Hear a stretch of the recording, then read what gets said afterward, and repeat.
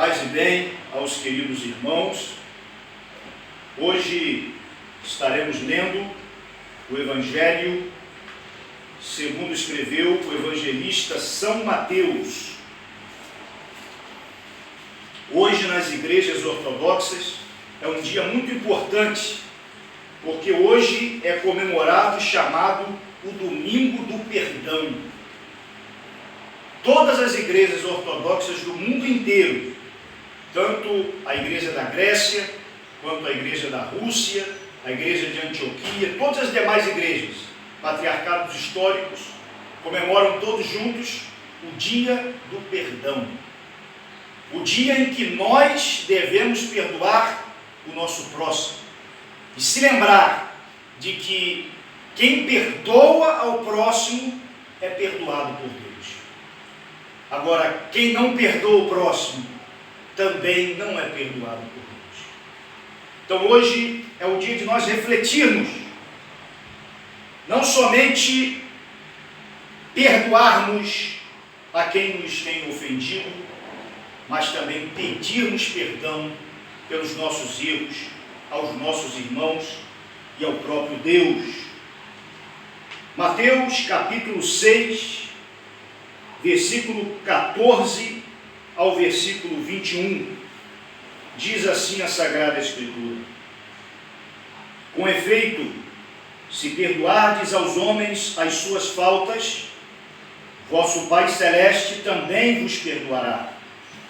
Mas se não perdoardes aos homens, também vosso Pai não vos perdoará vossas faltas. Quando jejuardes, não tomeis um ar sombrio, como fazem os hipócritas.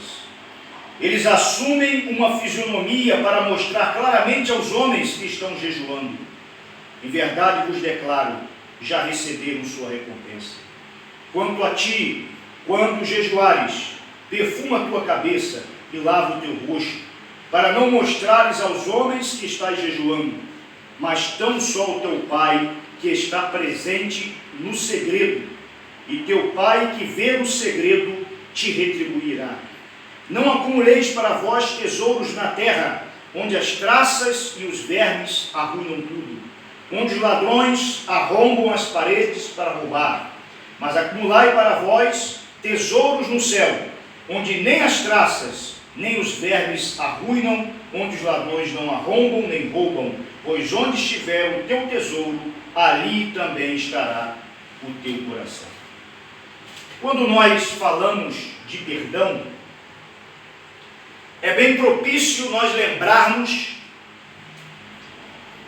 do primeiro pecado que existiu no ser humano, que foi o pecado do nosso pai na carne, o pecado de Adão e o pecado de Eva. Adão e Eva viviam num paraíso, aonde não havia tristeza, aonde não havia choro, aonde não havia escassez. Tudo lá era abundante.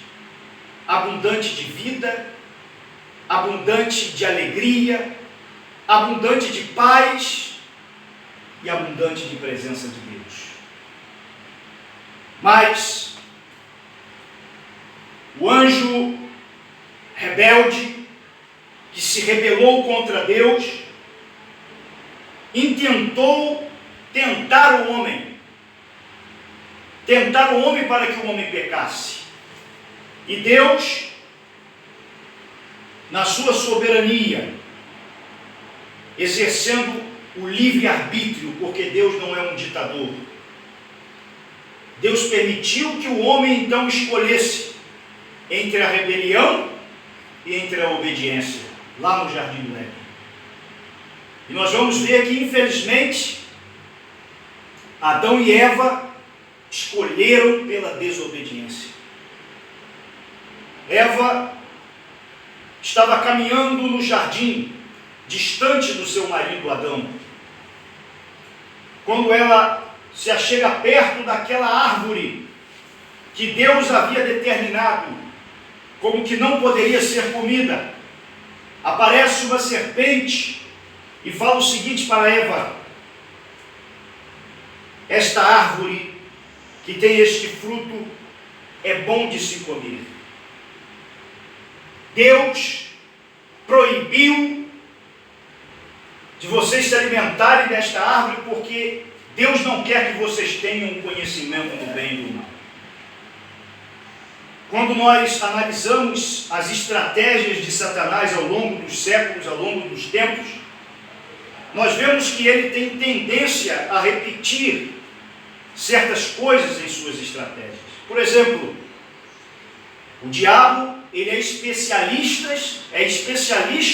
em falar meias verdades.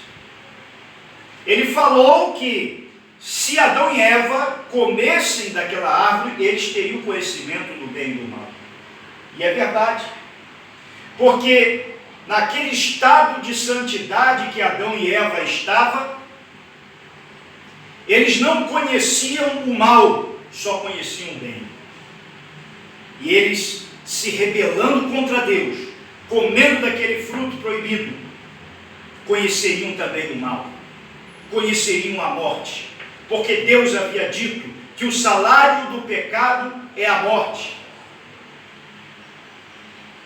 E ao invés de Eva procurar firmar-se em Deus, porque Eva tinha total capacidade divina dada por Deus para resistir à tentação. Isso me traz à memória quando a Sagrada Escritura diz que não há tentação maior, Deus não permite tentação maior do que nós possamos suportar. Para toda tentação, para toda provação, Deus provê um escape. Deus provê uma saída. Eu não sei qual tentação, eu não sei qual provação que você está passando este domingo, mas eu quero dizer que Deus tem poder. A Santíssima Trindade, o Pai, o Filho e o Espírito Santo, tem poder para te dar forças para vencer essa tentação, forças para vencer esta provação e para que você triunfe em Cristo, porque Cristo jamais perdeu uma batalha e nele nós podemos confiar. Mas Eva decidiu se rebelar contra Deus, e quando Eva comeu do fruto, ela também deu a Adão. E Adão sabia muito bem que Deus havia dito que se do fruto eles comessem, eles morreriam. Adão não foi enganado pela serpente. Eva foi enganada. Adão não foi.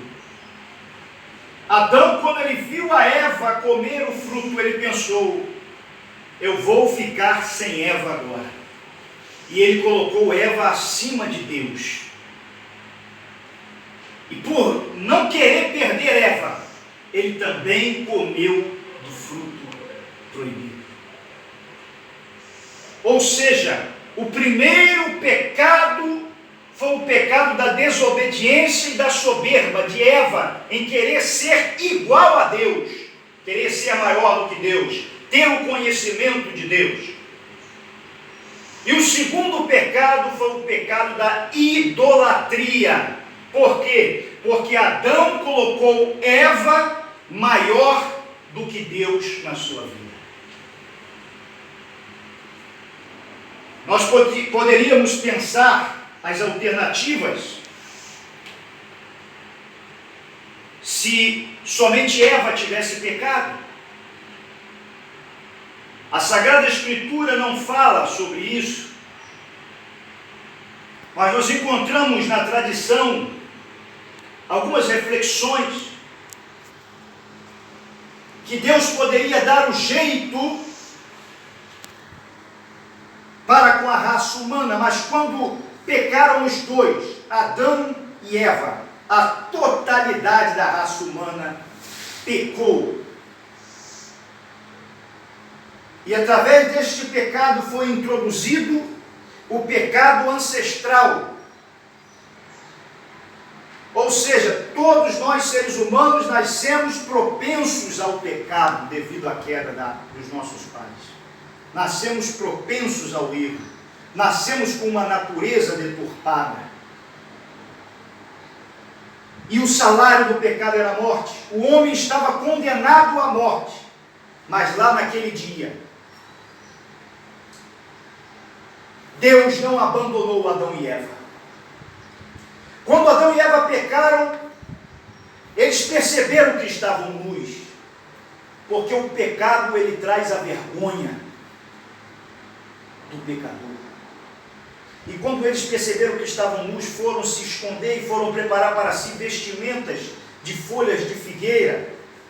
Aquelas folhas de figueira significam as justificativas humanas, a justiça humana que é falha, que é tão simplória como folhas de figueira que se estragam à toa, que não tem valor. Mas a Sagrada Escritura vai dizer que naquele mesmo dia, Deus procurou Adão e Eva. Deus não abandonou Adão e Eva. Por mais que Adão e Eva estavam escondidos, estava com medo de Deus, estava com vergonha de Deus, Deus não abandonou. Deus os chamou ao cair da tarde. E quando Adão se apresentou a Deus, Adão já estava desfigurado pelo pecado, e Eva também. E Deus tomou a iniciativa. Ele que tomou a iniciativa de nos procurar. Se não fosse a iniciativa dele, nós estaríamos perdidos. É ele quem toma a iniciativa. E o homem deve responder a esta iniciativa, aderindo à iniciativa de Deus pela fé. Ele tomou a iniciativa de fazer vestes de pele de cordeiro. Aquele cordeiro que foi morto naquele dia, foi a primeira morte que existiu. A primeira morte física, porque quando Adão e Eva pecaram, morreram espiritualmente. Foi o advento da morte espiritual e agora o advento da morte física. Adão e Eva nunca tinham visto a morte física e eles viram pela primeira vez um cordeiro morrer devido à consequência do pecado. E Deus fez para Adão e Eva vestes de peles de cordeiro, ou seja, vestes que aquecem, vestes que cobrem. As vestes da pele de cordeiro significa a justiça de Deus. Então há duas comparações: as vestes de folhas de figueira, que significam as justiças humanas falhas, e as vestes de pele de cordeiro, que significa a justiça de Deus perfeita. Hoje Deus quer trocar as suas vestes. Aleluia, louvado seja o nome do Senhor. Ele quer tirar essas vestes de pele de figueira e quer colocar você vestido com pele de cordeiro, que é a justiça de Deus, a justiça de Cristo.